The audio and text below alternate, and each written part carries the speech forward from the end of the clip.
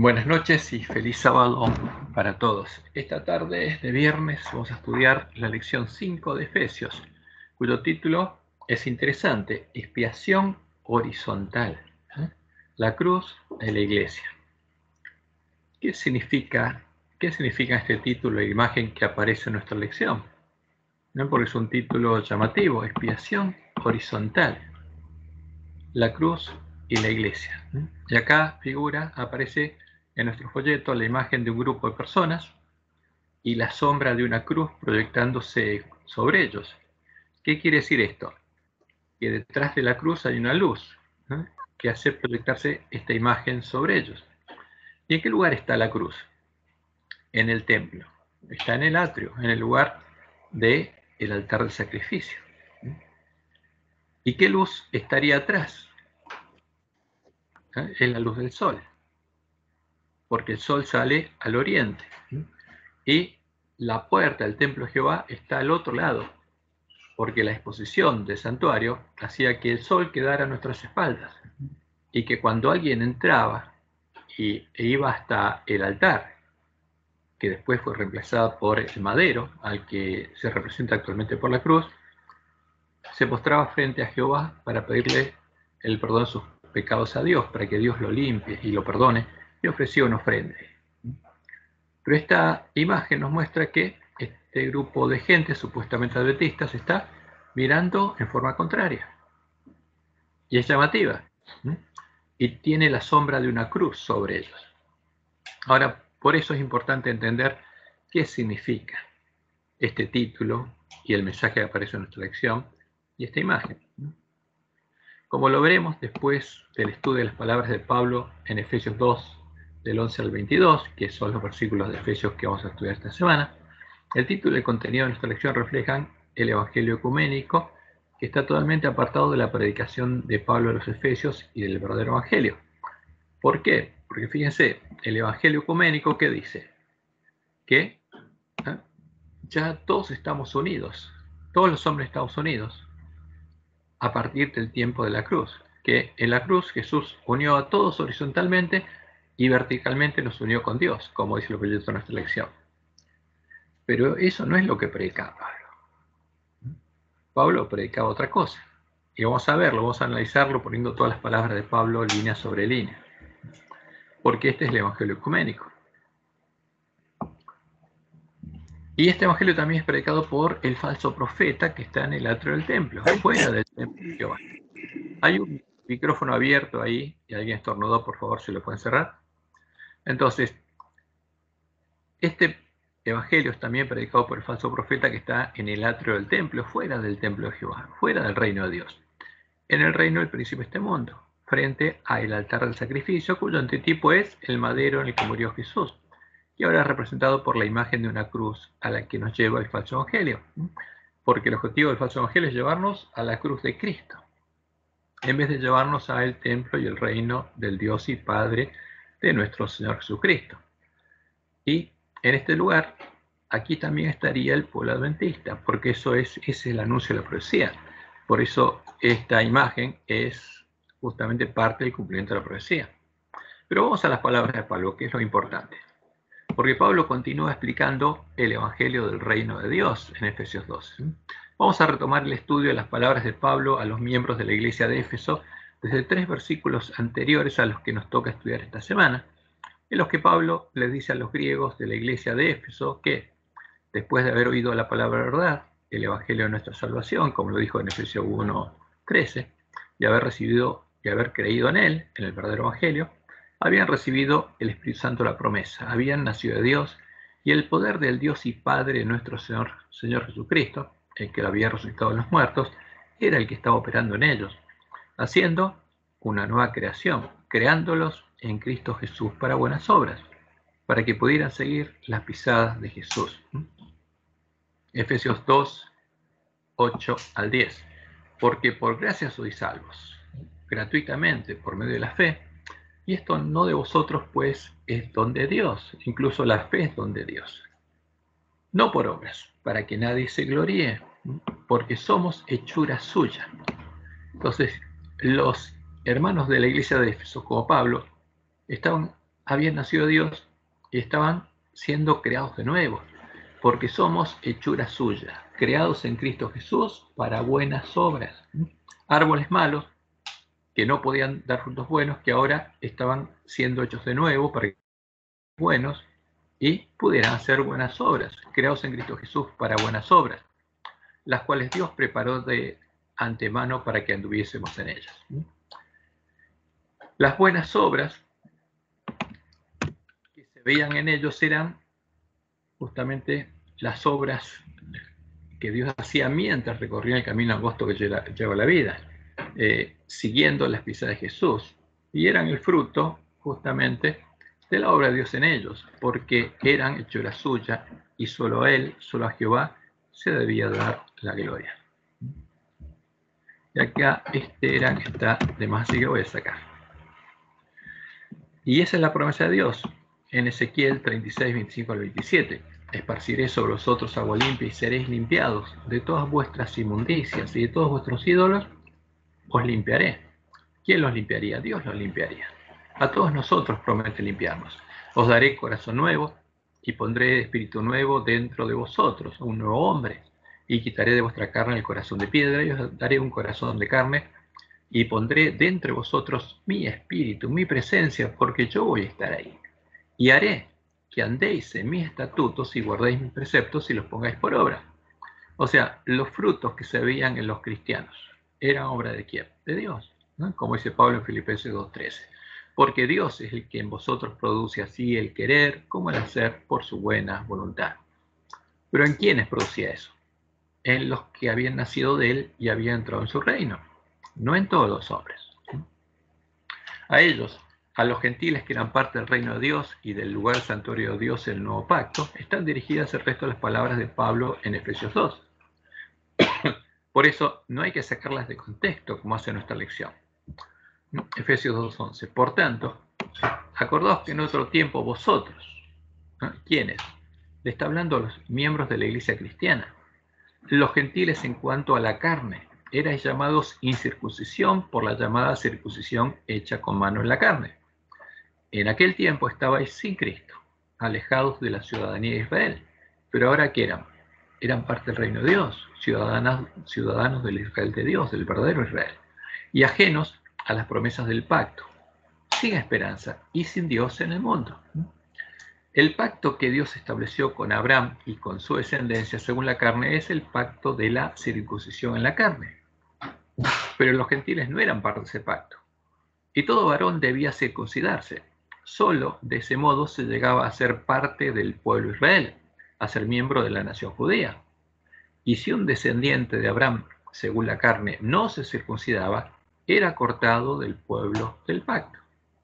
Ahora, ¿por qué Dios hizo esto? Por amor, ¿a quién? A todos los hombres, porque tenía un propósito y la única forma de desarrollarlo era hacer este pacto con Abraham y tener apartado un pueblo del cual pudiera venir el Mesías. Por eso leemos en Génesis 17, 10 al 14. Este será mi pacto, que guardaréis entre mí y vosotros y tu descendencia después de ti. Esto es lo que Dios, el pacto de Dios con Abraham. Será circuncidado todo varón de entre vosotros. Circuncidaréis pues la carne de vuestro prepucio, y será por señal del pacto entre mí y vosotros. O sea, la circuncisión en la carne era señal del pacto de Dios con Abraham y su descendencia. Y ese pacto es perpetuo, no terminó. Y de edad de 8 días será circuncidado todo varón entre vosotros por vuestras generaciones, el nacido en casa y el comprado por dinero a cualquier extranjero que no fuere de tu linaje. Debe ser circuncidado el nacido en tu casa y el comprado por tu dinero. Y estará mi pacto en vuestra carne por pacto perpetuo. No tiene fin. O sea, el pacto de la circuncisión sigue vigente. Y el varón incircunciso, el que no hubiere circuncidado la carne en su prepucio, aquella persona será cortada de su pueblo, ha violado mi pacto. Entonces, había una clara diferencia entre la descendencia de Abraham, con la que Dios había hecho un pacto, era el pacto de la circuncisión, del resto de los hombres, ¿no? Pero no era exclusivo solamente para quién, para los hijos de Abraham, porque cualquiera podía unir al pueblo de la promesa. Entonces había una clara separación entre judíos y gentiles. Y los gentiles, ¿qué pasaba con ellos? Adoraban ídolos, estaban contaminados, eran ceremonialmente inmundos. Y si un judío se unía a ellos o entraba en el lugar donde adoraban a sus ídolos, también se contaminaba y no podía presentarse ante Dios en el santuario hasta haber sido purificado. Por eso, los judíos no se juntaban con los gentiles. Fíjense lo que pasó cuando los judíos volvieron a reedificar el templo. Está escrito en Ageo 2, 11 al 14. Así ha dicho Jehová a los ejércitos. Pregunta ahora a los sacerdotes acerca de la ley, diciendo: si alguno llevare carne santificada en la falda de su ropa, y con el vuelo de ella tocare pan o vianda, o vino, o aceite. La pregunta es, o cualquier otra comida, ¿será santificada? O sea, que algo santificado, todo que algo inmundo, ¿lo santifica? Y respondieron los sacerdotes y dijeron, no. Lo que era santificado se contamina. Y dijo Jehová: si un inmundo a causa de un cuerpo muerto tocara alguna de estas cosas, ¿será inmunda? Y respondieron los sacerdotes y dijeron, inmunda será. Y respondió a Jehová y dijo: así es este pueblo, esta gente delante de mí, dice Jehová. Y asimismo todo obra de sus manos, y todo lo que aquí ofrecen es inmundo. Por eso les sigue diciendo: meditad pues ahora, de ahora en adelante, antes que pongan piedra sobre piedra en el templo de Jehová. O sea, ¿por qué eran inmundos? Porque se estaban mezclando ¿con quién? Con los gentiles. Y estaban estableciendo pactos con ellos, estaban dándoles sus hijos para que se casen con sus hijas, y a sus hijos lo estaban casando con las hijas de los gentiles. Ahora, había una clara separación, y tenía un propósito. Y el propósito era tener apartado de la idolatría a ese pueblo, para que Satanás no lo corrompiera. Pero en el pacto que Dios hizo con Abraham y con el Mesías, que sería hijo de Abraham según la carne, la simiente de Abraham, y sería circuncidado en la carne, como todos sus hermanos, Dios prometió que en él serían benditas todas las naciones de la tierra. ¿Por qué? Porque los mantendría separados ¿hasta qué? Hasta que viniera el Mesías. Y después, en el Mesías serían benditas todas las naciones de la tierra, no solamente los descendientes de Abraham según la carne, sino, como dice Pablo, los descendientes de Abraham según la promesa, porque la promesa era para todas las naciones, no solamente para la nación judía, no solamente la descendencia de Abraham según la carne, no solamente los circuncidados de la carne, no solamente los miembros de la nación judía, serían incluidos en el nuevo pacto que Dios haría con la casa de Israel, todas las naciones. Y esto es lo que los judaizantes se negaban a aceptar. ¿Por qué? Porque pensaban justamente con un sentido político más que por amor, en un sentido exclusivista, que eso haría perder poder a la nación judía. Pero se olvidaban de lo importante que era justamente para Dios cada uno de los hombres. Y esta es la promesa de Dios a Abraham. Génesis 22, 18. En tu simiente serán benditas todas las naciones de la tierra, por cuanto obedeciste mi voz. Y en Gálatas 3, 16 al 18, Pablo dice lo siguiente: ahora bien, a Abraham fueron hechas las promesas y a su simiente, porque esta es parte del pacto de Dios con Abraham y con su simiente. No dice y a las simientes, como se habla hace mucho, sino como de uno, y a tu simiente, la cual es Cristo. Esto pues digo, el pacto previamente ratificado por Dios para con Cristo, la ley, o sea, la ley de Moisés, que vino 430 años después, no lo abroga para invalidar la promesa. Porque si la herencia es por la ley, ya no es por la promesa. Pero Dios la concedió a Abraham mediante la promesa de que en su simiente serían benditas todas las naciones de la tierra. Entonces, el pacto de Dios con Abraham y con Cristo es el pacto que abarca a todas las naciones de la tierra. Y por eso Dios separó a Abraham y al pueblo de Israel, hasta que viniera la simiente prometida, hasta que Jesús triunfara y Dios pudiera bendecir en él a todas las naciones de la tierra, a todos sus hijos. Ahora, ¿cuál es la herencia? ¿no?, de que habla Pablo. ¿Cuál es la herencia del pacto de Dios con Cristo? Es que él vería linaje. Esa es la promesa del pacto de Dios con Cristo. Y tendría hermanos que llegarían a ser hijos de Dios, engendrados por Dios, al ser circuncidados por Dios en el corazón y heredar el tesoro que Dios tenía en su corazón, el amor de Dios, para que todos lo reconocieran como hijos de Dios. Esa es la promesa del pacto de Dios con el Mesías, como dice Isaías 53, del 10 al 11.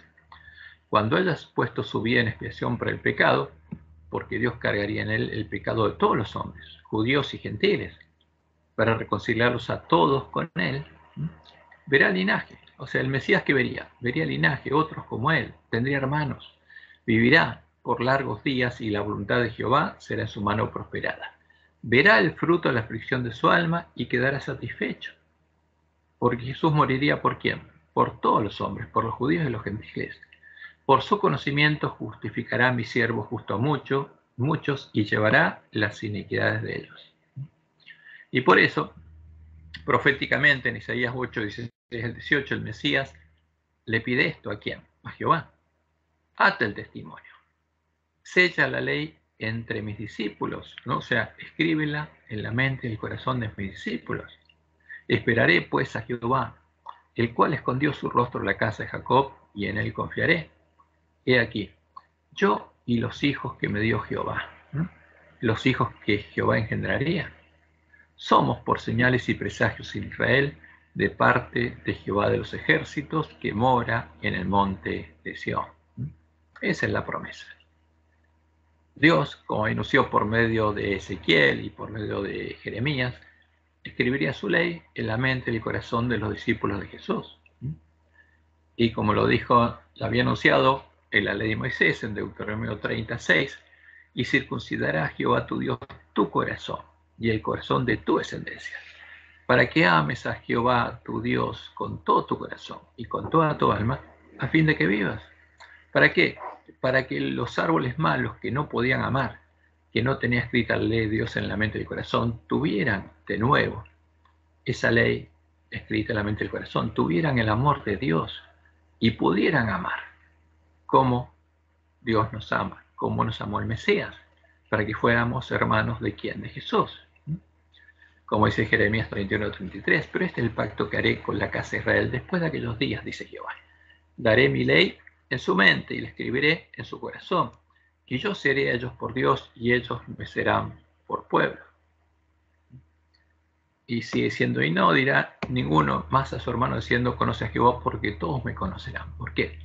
Porque conocerán lo que yo tengo escrito en la mente y el corazón, conocerán lo que siento, cómo amo, porque ellos van a amar como yo amo. Y la promesa era que después de que Jehová cargara en su cordero el pecado de todos los hombres, incluyendo a los gentiles, y nos redimiera de la esclavitud del pecado, los hijos de Jehová, los hermanos del Mesías, serían de todas las naciones de la tierra, porque la puerta del reino de Dios, la puerta del lugar de su santuario, estaría abierta para todos los hombres, para que todos recibieran la promesa del Espíritu, como dice Pablo en Gálatas 3, 13 y 14. Dios nos redimió de la maldición de la ley, hecho por nosotros maldición, porque está escrito, maldito todo el que es colgado en un madero, para que en Cristo Jesús la bendición de Abraham alcanzase a los gentiles. ¿Por quiénes murió Jesús? Por todos. ¿Para qué? Para que la bendición del pacto de Dios con Abraham y con él, con la simiente de Abraham, nos alcanzase a todos, incluyendo a los gentiles, a fin de que por la fe recibiésemos la promesa del Espíritu, a fin de que por la fe pudiéramos ser hechos parte del reino de Dios y Dios pudiera hacer en nosotros lo que había prometido. Por eso en Efesios 1:13, Pablo hablándole a los griegos de Éfeso, dice lo siguiente, en él también vosotros habiendo oído la palabra de verdad, el evangelio de vuestra salvación, y habiendo creído en él, fuisteis sellados con el Espíritu Santo de la promesa. ¿Quiénes? Los gentiles. Por eso, el capítulo siguiente, en el versículo 13 también, Efesios 2:13, Pablo dice, pero ahora, en Cristo Jesús, Vosotros, que en otro tiempo estabais lejos, habéis sido hechos cercanos por la sangre de Cristo.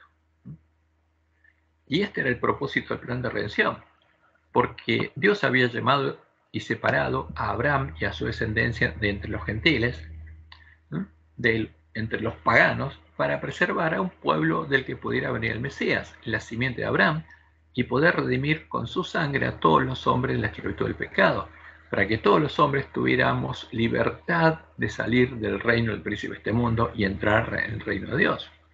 Y de ese modo, Dios volvió a unir todas las cosas, las que están en los cielos, en el reino de los cielos, y las que están en la tierra, con todos los hombres judíos y gentiles, porque eso es lo que le importaba a Dios, nosotros. Y se abrió un camino, pero, como veremos, los hombres no estábamos reconciliados con Dios. Habíamos sido redimidos, pero muchos no tenían ni idea de que eso había pasado, empezando por los discípulos. Y en Efesios 2:14 leemos: porque Él es nuestra paz, que de ambos pueblos hizo uno. ¿A quién? ¿Cómo hizo de ambos pueblos uno? No es que todos los hombres somos uno, no. Está hablando de otra cosa. Está hablándole a quienes, a los que entraron al reino de Dios, a los cristianos, a la familia de Dios. Porque Él es nuestra paz, que de ambos pueblos hizo uno, derribando la pared intermedia de separación, aboliendo en su carne las enemistades, la ley de los mandamientos expresados en ordenanzas, para crear en sí mismo de los dos un solo y nuevo hombre, haciendo la paz. Y mediante la cruz reconciliar con Dios a ambos en un solo cuerpo, matando en ella las enemistades. Y a este punto, aquí tenemos que hacer un análisis más pormenorizado y analizar uno por uno los conceptos de Pablo, poniendo línea sobre línea todas sus palabras, para poder separar la verdad de la mentira, la verdad del ecumenismo que predican la bestia y el falso profeta, y es la base de la formación de la triple alianza religiosa, y que lamentablemente algunos adventistas también predican. Entonces, ¿qué pasó realmente? Cuando Dios nos redimió comprándonos por precio, haciendo la paz, comenzó el año de la buena voluntad de Jehová, y Él abrió la puerta de su casa, para que todos los hombres que oyeran y creyeran al Evangelio, judíos y gentiles, pudieran entrar a su casa y recibir la herencia prometida. Y a partir de ese momento, el Evangelio es el mismo para judíos y gentiles. Y nos dio libertad. Al redimirnos con la sangre de su Cordero, nos regaló la libertad para salir del reino del pecado y de la muerte. Somos libres. Ser lavados con agua pura y vestidos con vestiduras blancas, y poder entrar por la puerta abierta al lugar de su santuario, recibiendo el Espíritu Santo la promesa. Pero solo podemos llegar a ser realmente libres si oímos y creemos al Evangelio. Solo entonces podemos reclamar y recibir la herencia prometida. ¿Qué le pasaba a los discípulos cuando murió Jesús? No entendían nada, hasta que Él resucitó, les abrió el entendimiento y por 40 días le habló el Evangelio del Reino de Dios y le explicó con las Escrituras quién era Él, cuál era la promesa del Padre y qué iba a pasar con ellos. No habían entendido nada, solo ahí sembró en la mente de ellos la semilla del reino, el Evangelio del Reino de Dios. Por eso, solo podemos llegar a ser libres, como Jesús lo dijo, si oímos y creemos al Evangelio. Solo entonces podemos reclamar y recibir la herencia prometida, como Jesús lo dijo en Juan 8, 31 y 32. Si vosotros permaneciereis en mi palabra, seréis verdaderamente mis discípulos y conoceréis la verdad, y la verdad os hará libres. Por eso la guerra del dragón en contra de la verdad, ¿no? Por eso buscaba echar por tierra la verdad. ¿Para qué? Para que ninguno de sus esclavos supiera que había sido redimido y saliera de su reino. Y Pablo en Romanos 1:6 dice lo siguiente: porque no me avergüenzo del Evangelio, porque es poder de Dios para salvación a todo aquel que cree, al judío primeramente y también al griego. Ahora, ¿pero qué pasa si alguien no oye el Evangelio y no escucha la palabra de verdad? No es realmente libre. Por eso, la urgencia de predicar el Evangelio, porque el Evangelio es poder de Dios para salvación a todo aquel que oye y cree. Y en Romanos 10, 12 al 13, vuelve a decir lo mismo. porque no hay diferencia entre judío y griego. El Evangelio es el mismo, pues el mismo que Señor de todos es rico para con todos los que le invocan. Y cita Joel 2:32, porque todo aquel que invocare el nombre de Jehová será salvo, porque tiene que oír, creer y obedecer al Evangelio. ¿Y qué dice Joel 2:32? Y todo aquel que invocare el nombre de Jehová será salvo, porque en el monte de Sión, o sea, el monte o el reino de Dios, porque en la profecía un monte es un reino, y en este caso el reino de Dios. Y en Jerusalén, la ciudad de Dios, edificada en el reino de Dios, en el monte de Sión, sobre la roca, sobre Jehová, habrá salvación, como ha dicho Jehová, y entre el remanente al cual él habrá llamado. ¿Cuál era el remanente? Los judíos que habían creído y eran parte de la iglesia primitiva y salieron a predicar el evangelio, entre ellos Pablo. ¿Y cuál es el remanente en este tiempo? Van a ser los adventistas del séptimo día que completen el primer trabajo que Dios nos dio, conozcan la verdad y entren al reino de Dios y sean llevados por Dios a la cima del monte Sión. Y entre este remanente habría quienes, gentiles, como dice Isaías 65:1. Fui buscado por los que no preguntaban por mí, fui hallado por los que no me buscaban. Dije a gente que no invocaba mi nombre, heme aquí, aquí estoy. ¿Y qué pasó? Y los gentiles empezaron a oír la palabra de Dios y a entrar al reino de Dios. Y después de la redención, los judíos y los gentiles no eran un solo pueblo. Y eso es claro y tenemos que verlo. Solo cuando judíos y gentiles entraban en el reino de Dios y nacían de Dios, ¿qué pasaba ahí? De ambos pueblos, Dios hacía un solo pueblo, como lo dice Pablo, la familia de Dios, como leemos en Efesios 2:19. Pero el resto, los que no habían entrado al reino de Dios, no eran parte de la familia de Dios, no eran un solo pueblo. Así que ya no sois extranjeros ni advenedizos, sino conciudadanos de los santos y miembros de la familia de Dios. ¿Quiénes? Los que habían entrado al reino de Dios. Y el resto no.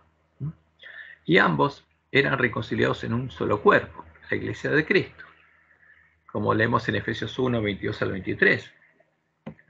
Y sometió todas las cosas bajo sus pies y lo dio por cabeza sobre todas las cosas a la iglesia, la cual es su cuerpo, la plenitud de aquel que todo lo llena en todo. Ahora, ¿quién está unido a ese cuerpo? Solo los que habían entrado al reino de Dios, no todos los hombres. Y todos eran transformados en un solo y nuevo hombre. ¿Quiénes? Todos los que entraban al reino de Dios, no todos los hombres. A imagen de Jesús, el primogénito entre muchos hermanos. ¿Y cuál era este solo y nuevo hombre? Como Dios lo había anunciado, eran judíos circuncidados en el corazón, porque el primer judío circuncidado en el corazón fue Jesús, y después sus hermanos.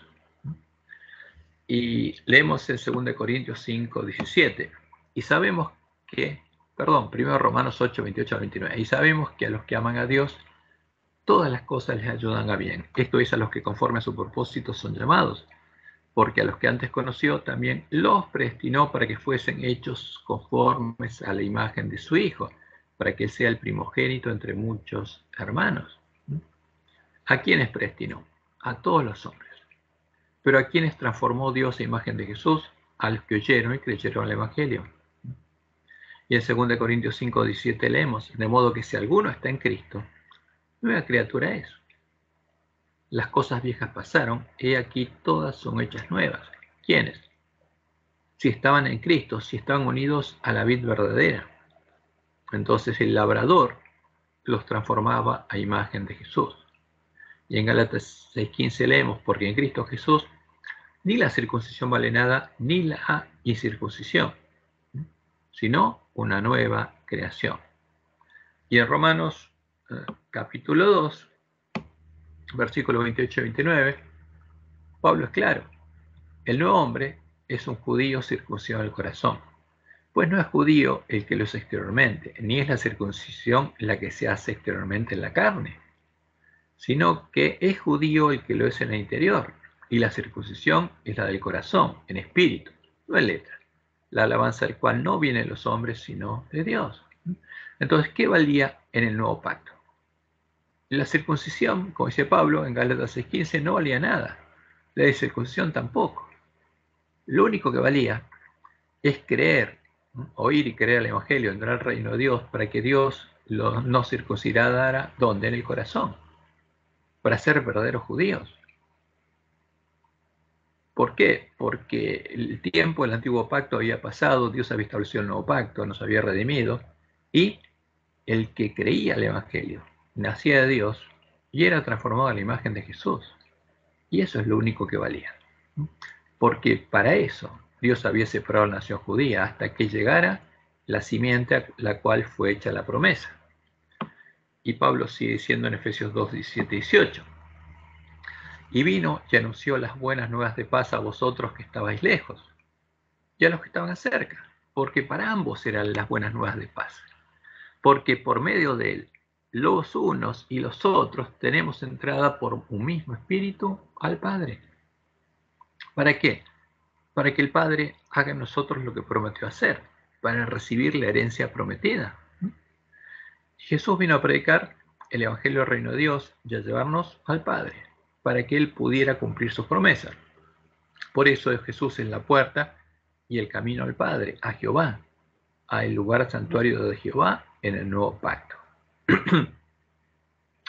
Como leemos en Salmos 118, 19 al 23, abridme las puertas de la justicia. Entraré por ellas, alabaré a Jehová, porque las puertas estaban cerradas. ¿Cuándo se abrieron? Cuando Dios nos redimió. Abridme las puertas de la justicia, entraré por ellas, alabaré a Jehová. Esta es puerta de Jehová. ¿A dónde se entraba? A la presencia de Jehová. Por ella entrarán los justos. Te alabaré porque me has oído y me fuiste por salvación. La piedra que desecharon los edificadores ha venido a ser cabeza del ángulo. De parte de Jehová es esto, y es cosa maravillosa a nuestros ojos. ¿Y qué dijo Jesús? Yo soy la puerta. Yo soy la puerta por la que se entra a la presencia de Jehová. El que por mí entrare será salvo. Y que dijo además, yo soy el camino, la verdad y la vida. Nadie viene a quién, al Padre, sino por mí. O sea, porque Él vino para llevarnos a quién, al Padre, para reconciliarnos con quién, con el Padre, para que Dios pudiera hacer en nosotros la obra que prometió y Él viera el linaje. Por eso se abrió el camino al santuario, porque en el atrio, en el antitipo del atrio, que es un símbolo del lugar donde Dios confesó y cargó nuestros pecados sobre su cordero, y Él murió tomando nuestro lugar para redimirnos de la esclavitud en el reino del pecado y la muerte, ahí está la cruz. Y ahí, cuando murió el Cordero de Dios cargando nuestros pecados, se cumplió la profecía del altar. Y esa profecía no estuvo más en pie. Y todo ese camino que era simbólico pasó a ser real.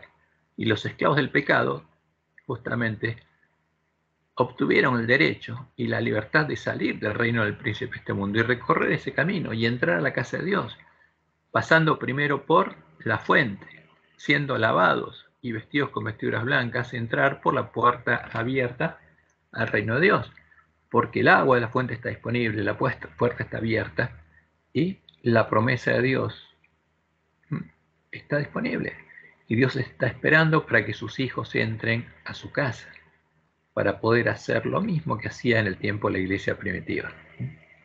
Como dice el autor de Hebreos, así que, hermanos, teniendo libertad para entrar en el lugar santísimo, ¿le está hablando a quién? A sus hermanos judíos.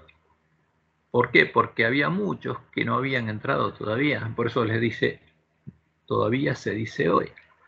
Así que teniendo libertad para entrar en el lugar santísimo, a la presencia de Dios, por la sangre de Jesucristo, por el camino nuevo y vivo que Él nos abrió a través del velo, esto es de su carne, y teniendo un gran sacerdote sobre la casa de Dios, acerquémonos con corazón sincero, en plena certidumbre de fe, purificados los corazones de mala conciencia y lavados los cuerpos con agua pura. O sea, la puerta está abierta. Y entremos a la casa de Dios, ese es el llamado. Si oyereis hoy su voz, no endurezcáis vuestros corazones. Y como leemos que dice Pablo en Colosenses 1, 12 al 14, con gozo dando gracias al Padre, que nos hizo aptos para participar de la herencia de los santos en luz, el cual nos ha librado de la potestad de las tinieblas, nos libró del atrio, del reino del príncipe de este mundo, del reino del pecado de la muerte, y dice, nos ha trasladado al reino de su amado Hijo, porque ya no estaban en el atrio, estaban en el templo de Dios, en quien tenemos redención por su sangre, el perdón de los pecados. Pero no todos estaban unidos a la iglesia de Cristo.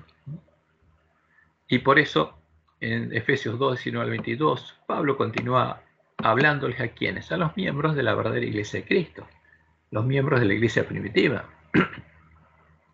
Así que ya no sois extranjeros ni advenedizos, sino conciudadanos de los santos y miembros de la familia de Dios, edificados sobre el fundamento de los apóstoles y profetas, siendo la principal piedra del ángulo Jesucristo mismo, en quien todo el edificio, bien coordinado, va creciendo para ser un templo santo en el Señor, en quien vosotros también sois juntamente edificados, como piedras vivas, para morada de Dios en el Espíritu, porque Dios estaba morando en ellos y eran parte del reino de Dios.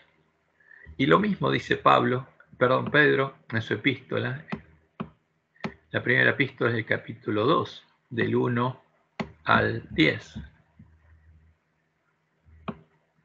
Y le dice a los cristianos a los gentiles que habían nacido de Dios, desechando pues toda malicia, todo engaño, hipocresía, envidias y todas las detracciones, o sea, todo lo que hacían en el atrio.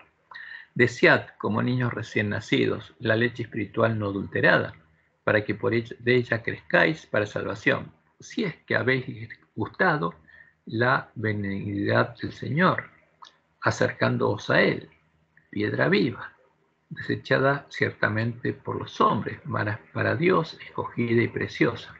Vosotros también, como piedras vivas, y esto es lo lindo, Jesús era una piedra viva, que tenía vida, y sus hermanos, al nacer de Dios y tener vida eterna, también eran piedras vivas.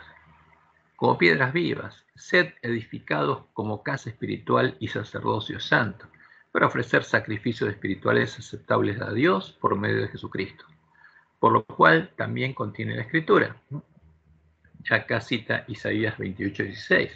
Y aquí pongo en Sión la principal piedra del ángulo, escogida, preciosa, y el que creyere en él no será avergonzado.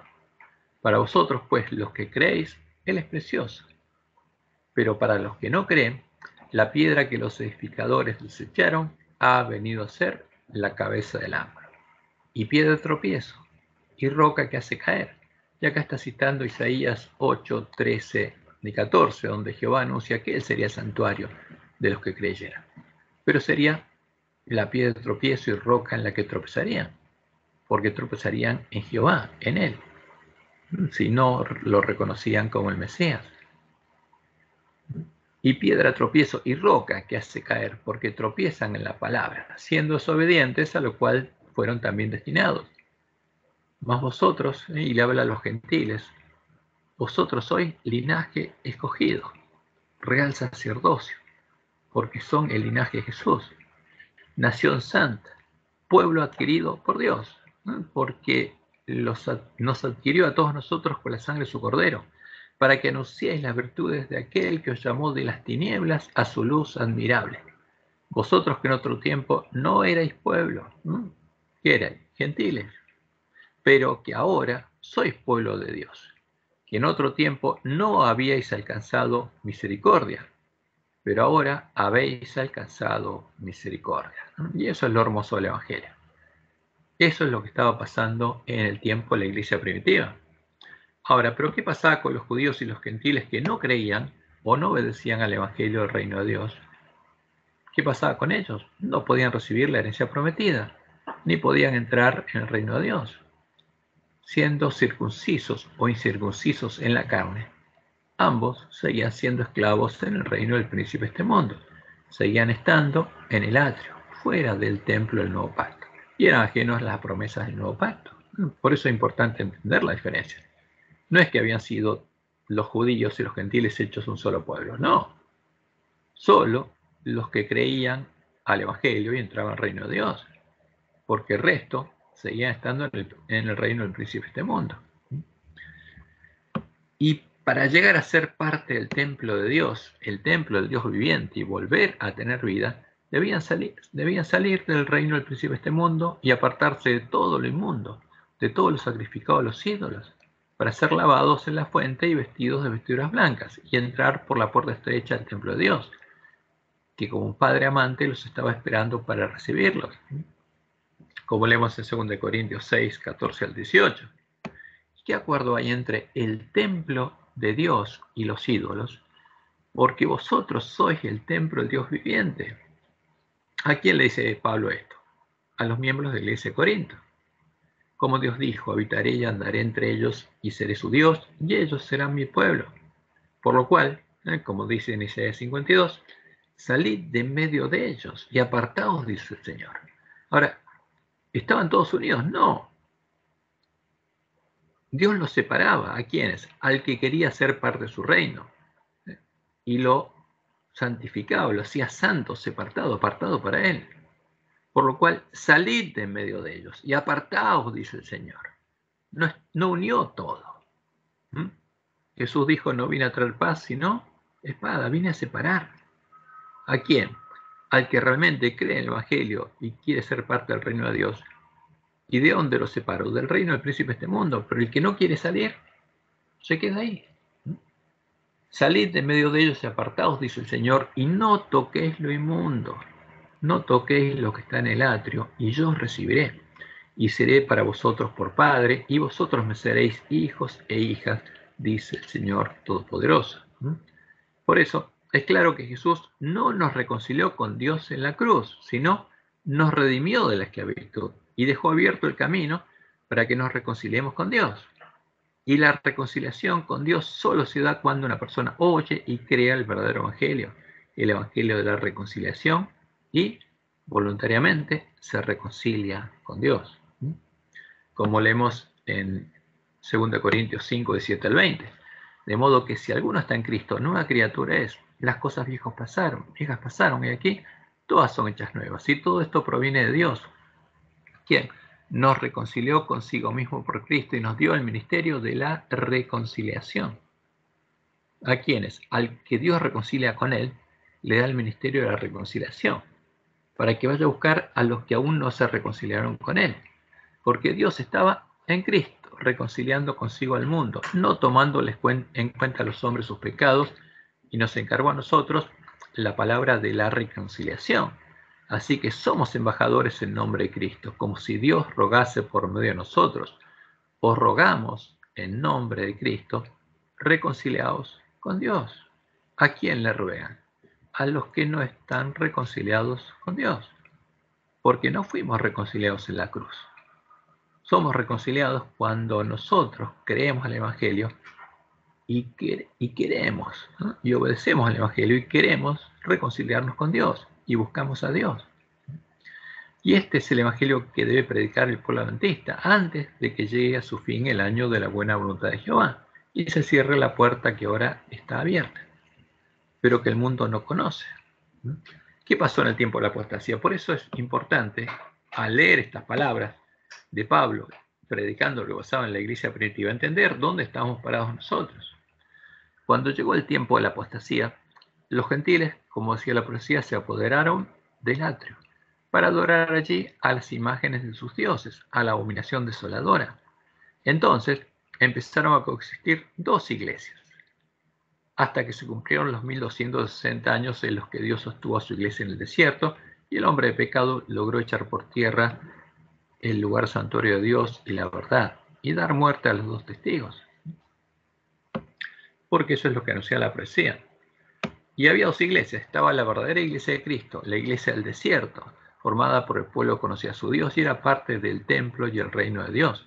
La iglesia edificada en Sión con piedras vivas sobre la piedra del ángulo del templo de Jehová, como dice el autor de Hebreos en Hebreos 3, 5 y 6.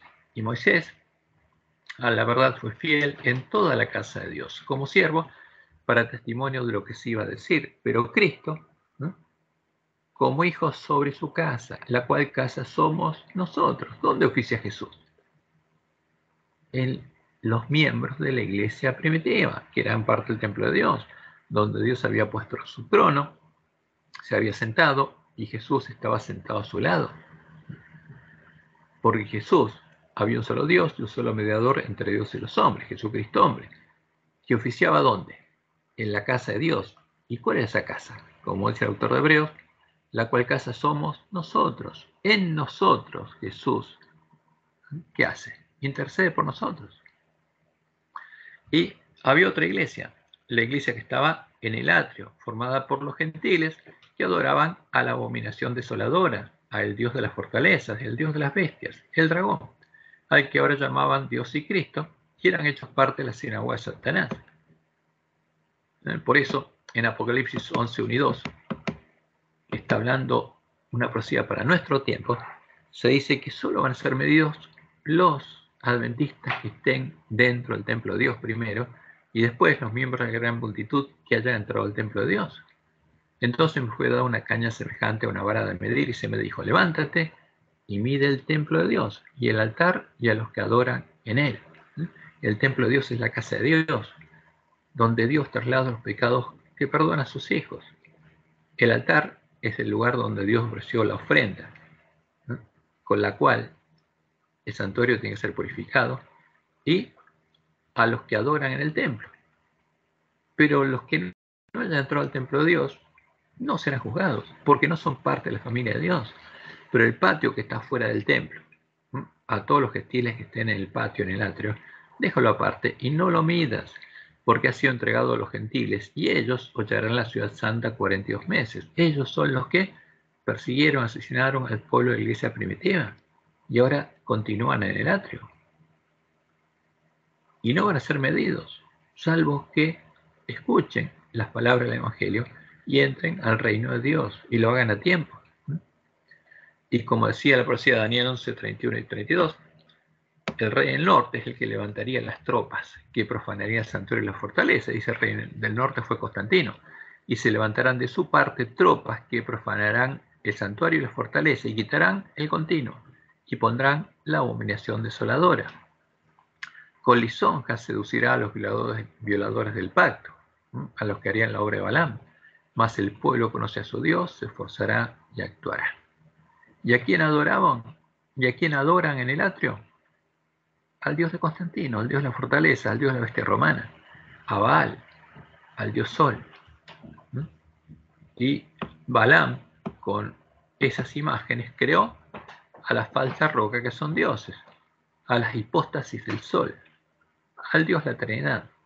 Y como decía la profecía, el Dios de sus padres no hará caso, porque el hombre pecado apostató, no adora a Jehová, ni el amor de las mujeres, ni respetará a Dios alguno, porque sobre todo se engrandecerá, mas honrará en su lugar, en lugar de Jehová, ¿a quién? Al Dios de las fortalezas, al Dios de las bestias, al dragón. Dios que sus padres no conocieron, con un Dios ajeno, se hará de las fortalezas más inexpugnable, se hará el poder de la bestia, y colmará de honores a los que le reconozcan, y por precio repartirá la tierra. ¿Y dónde lo adoraría? En el atrio, como dice la profecía.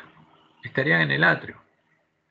Y cuando a fines del siglo XIII el hombre de pecado logró echar por tierra el lugar santuario de Dios y la verdad, y dar muerte a los testigos, se perdió el conocimiento de la verdad, y el pueblo de Dios quedó cautivo en el atrio, en medio de la gran ciudad que se llamaba Babilonia, Sodoma y Egipto.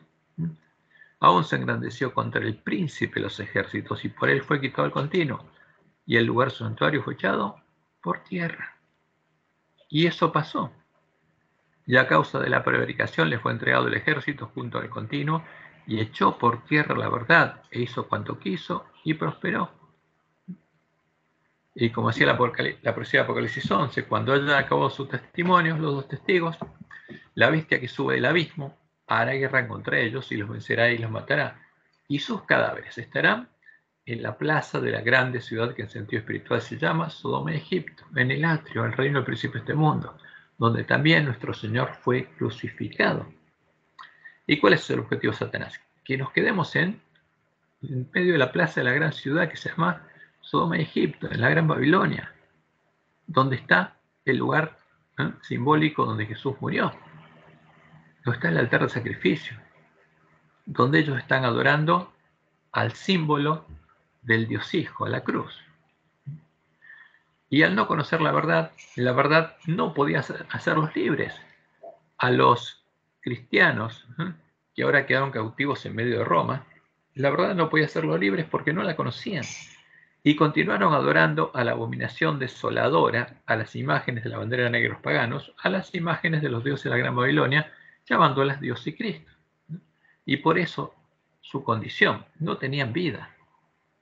Apocalipsis 3.1, y escribe el ángel de la iglesia en Sardis, el que tiene los 7 espíritus de Dios y las 7 estrellas, dice esto: yo conozco tus obras, que tienes nombre de que vives y estás muerto. Te llamas cristiano, pero no tenés vida, estás muerto. ¿Por qué? Porque no conocían la verdad y estaban adorando a la abominación desoladora en el atrio y no habían entrado al reino de Dios, no habían nacido Dios y no tenían vida. Y esa era la condición en la que estaba el ángel de Sardis, hasta que la iglesia de Reforma, el ángel de Filadelfia, salió de medio de la Gran Babilonia buscando encontrar la verdad, con sus lámparas encendidas en sus manos.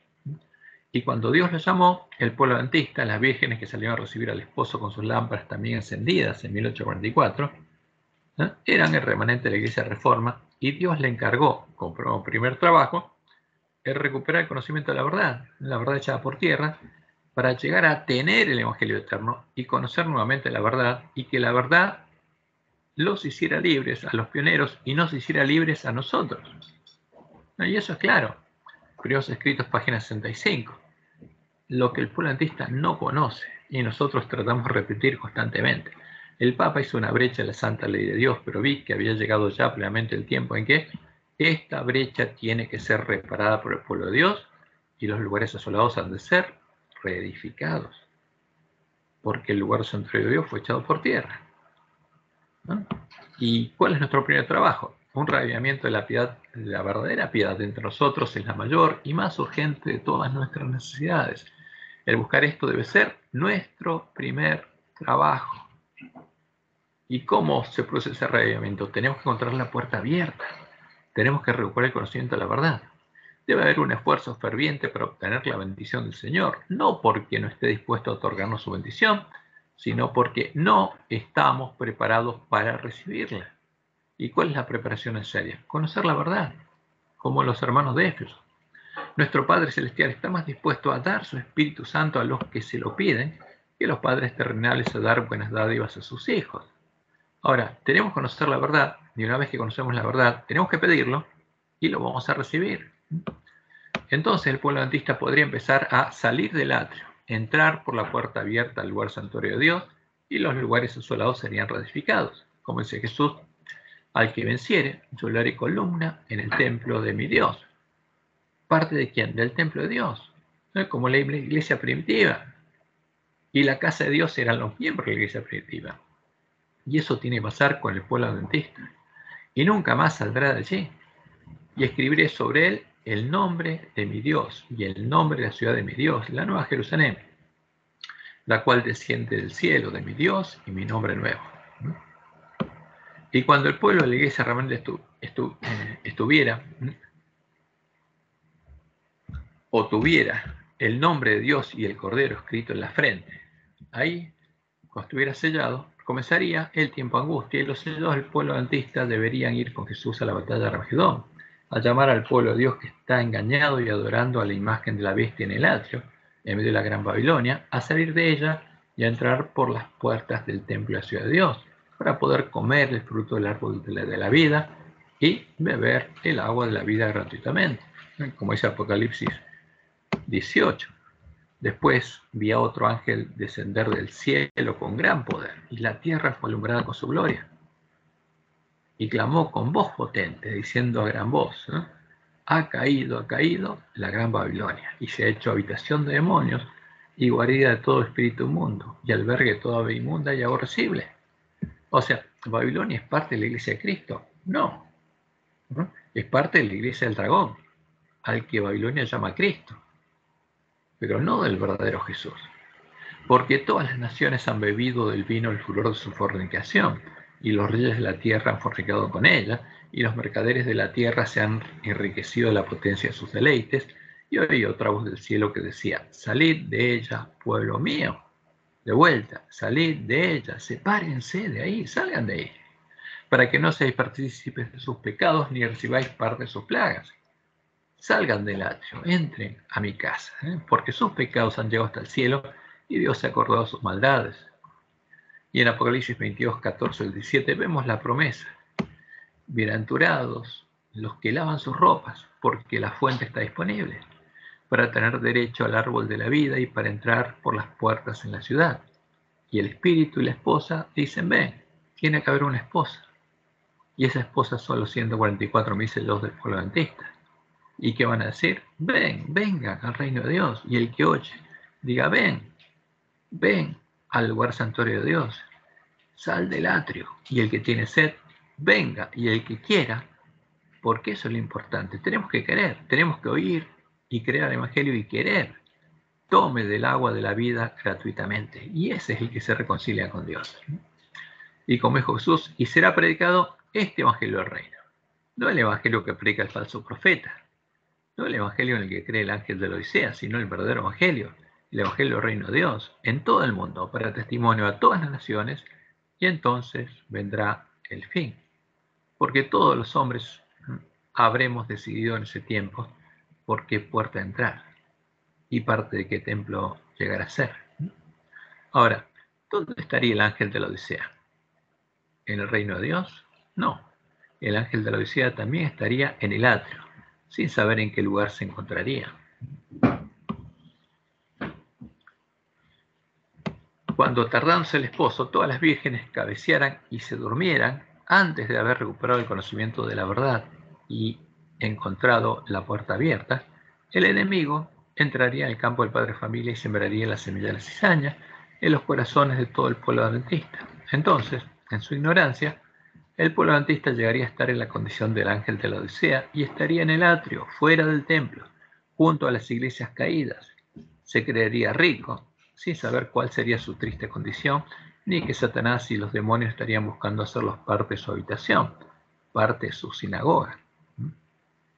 ¿Qué estaría pasando con el pueblo adventista? Como Dios le anunció en la profecía de Ezequiel 8 y 9, en medio del pueblo de su pueblo, en medio del pueblo adventista, el enemigo habría introducido la imagen del celo, la imagen definida en la doctrina de Jezabel, a la que Elena de White identificó como el alfa de las herejías mortíferas sobre la presencia y la personalidad de Dios, para sembrar la semilla de la cizaña y poner delante de nosotros a la puerta ancha por la que se entra a la sinagoga de Satanás. Por eso Jesús nos dice que busquemos hasta encontrar la puerta estrecha. Luego, los lobos vestidos de ovejas habrían guiado a nuestros varones ancianos a hacerse imágenes de sus dioses en sus mentes, en sus cámaras secretas, como hacen los jesuitas, como enseñó Ignacio de Loyola en sus meditaciones ignacianas, y a orarle a estos dioses, ofreciéndoles incienso. Esta ciencia es la que Elena de White identificó como la omega de las herejías mortíferas sobre la presencia y la personalidad de Dios. La peor, porque le abre la puerta de nuestras mentes ¿a quién? A los espíritus de demonios.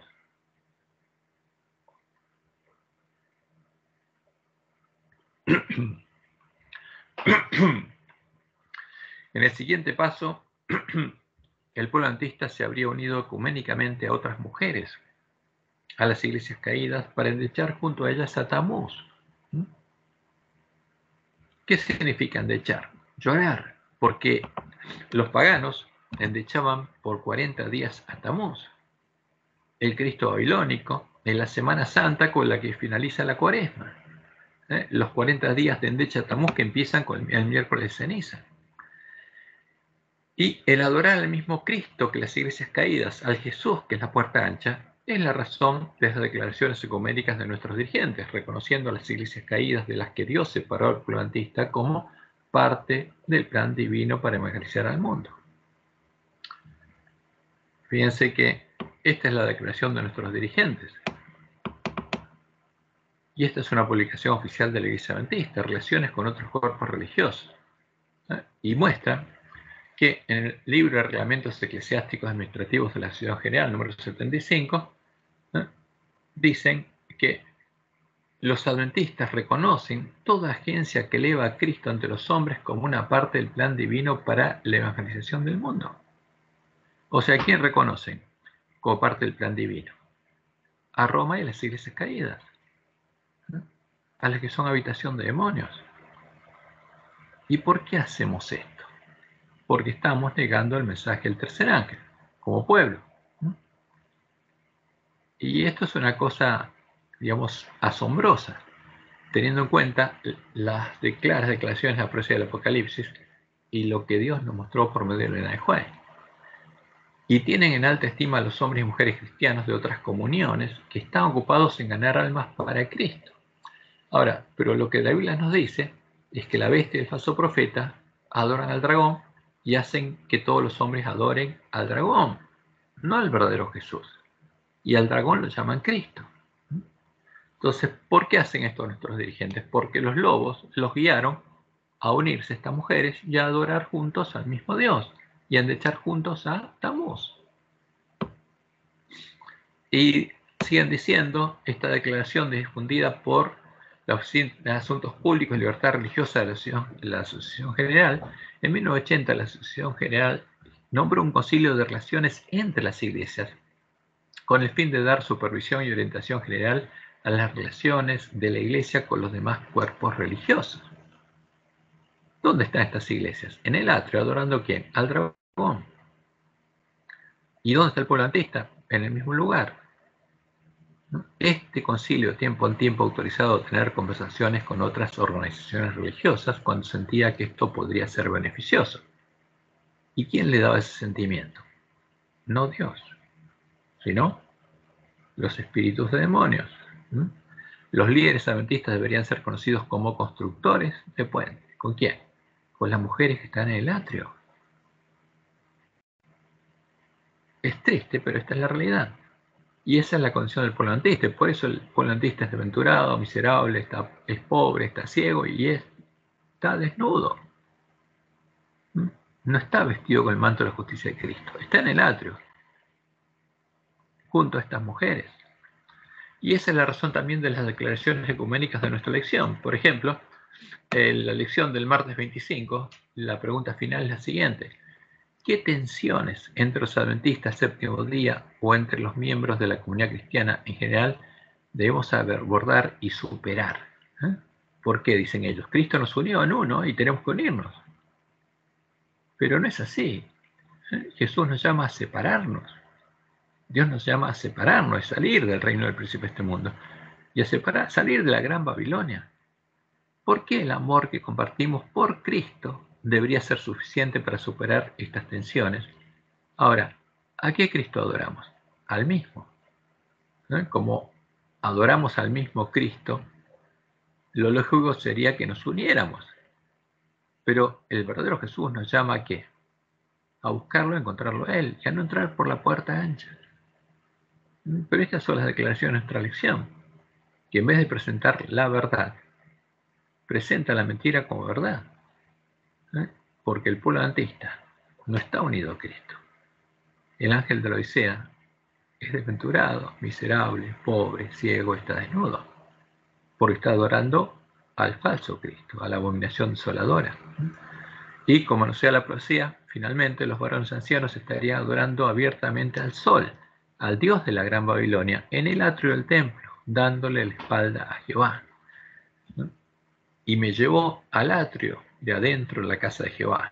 Y aquí junto a la entrada del templo de Jehová, entre la entrada y el altar, como 25 varones, sus espaldas vueltas al templo de Jehová y sus rostros hacia el oriente, de donde viene la luz del sol, y adoraban al sol, postrándose hacia el oriente. Y por eso, donde está el altar, y los gentiles ponen una cruz, la sombra de la cruz da sobre los que están postrados hacia el oriente adorando al sol. Y esa es la imagen que aparece en la primera hoja de nuestra lección. Y ahí estaría el pueblo de Dios. ¿Dónde? No en el templo de Jehová, sin conocer el templo de Dios, sin conocer el evangelio del reino de Dios. escuchando el falso evangelio y postrándose junto a los gentiles hacia el oriente, adorando al sol, adorando la abominación asoladora, ¿eh? Frente a la puerta ancha del camino espacioso que lleva a la perdición. Pero aún no había entrado por esa puerta, porque Dios lo seguiría protegiendo hasta que oyera el mensaje de verdad. Y esa es la obra de misericordia de Dios con el ángel de la Odisea, al que le enviaría al profeta Elías. Entonces Dios le enviaría a su pueblo al profeta Elías, y el remanente de su pueblo sería aprobado y sellado, como dice Malaquías 3, 1 al 4. He aquí, yo envío mi mensajero, el cual preparará el camino delante de mí, y vendrá súbitamente a su templo el Señor, a quien vosotros buscáis, y el ángel del pacto, a quien deseáis vosotros. He aquí que viene, ha dicho Jehová de los ejércitos. ¿Y quién podrá soportar el tiempo de su venida? ¿O quién podrá estar en pie cuando Él se manifieste? Porque Él es como fuego purificador y como jabón de lavadores, y se sentará para afinar y limpiar la plata. Porque limpiará a los hijos de Leví. Los afinará como oro y como a plata, y traerán a Jehová ofrenda en justicia. Y será grata a Jehová la ofrenda de Judá y de Jerusalén, como en los días pasados, como en los años antiguos, como en el tiempo de la iglesia primitiva. Y por eso la promesa de Jehová es: he aquí, yo os envío el profeta Elías antes que venga el día de Jehová, grande y terrible. Hará volver el corazón de los padres hacia los hijos y el corazón de los hijos hacia los padres, para que los hijos tengan la fe de los padres, no sean que yo venga y hiera la tierra con maldición. Y ahí viene el tiempo de sellamiento, que aparece en Ezequiel 9. Y la gloria del Dios de Israel se elevó de encima del querubín sobre el cual había estado al umbral de la casa, donde estaban los varones ancianos adorando al sol. Y llamó Jehová al varón vestido de lino que tenía su cintura el tintero escribano, y le dijo Jehová: pasa por en medio de la ciudad, por en medio de Jerusalén, y ponles una señal en la frente a los hombres que gimen y que claman a causa de todas las abominaciones que se hacen en medio de ella. ¿Y por qué gemirían y clamarían? Porque al escuchar el mensaje de Elías abrirían los ojos, como el pueblo de Israel en el tiempo de Acab y Jezabel. Y a los otros dijo, oyéndolo yo: pasad por la ciudad en pos de él y matad. ¿Qué significa matar? Significa hacerlos parte de su habitación, de la sinagoga de Satanás, como Dios le mostró a Joel en la visión del zarandeo. No perdone vuestro, ni tengáis misericordia. Matad a viejos, jóvenes y vírgenes, niños y mujeres, hasta que no quede ninguno. Pero a todo aquel sobre el cual hubiere señal, no os acercaréis. Y comenzaréis por mi santuario. Comenzaron pues desde los varones ancianos que estaban delante del templo y que estaban haciendo, adorando al sol. Por eso este es un tema de vida y muerte para el pueblo adventista.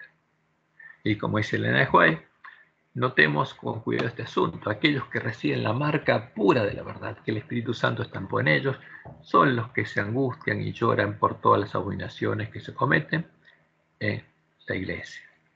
Y especialmente en la hora final de la iglesia, en el tiempo de sellamiento de los 144.000 que adventistas, que permanecerán sin mancha ante el trono de Dios, sentirán más profundamente los errores del pueblo elegido de Dios. Y en nuestro tiempo, cada uno de nosotros debe decidir de qué templo desea llegar a ser parte: del templo de Jehová y llegar a ser verdaderos judíos, circuncidados del corazón, o parte de la sinagoga de Satanás y tener el nombre judíos, pero no serlo, no haber sido circuncidados en el corazón y llegar a ser hacedores de maldad.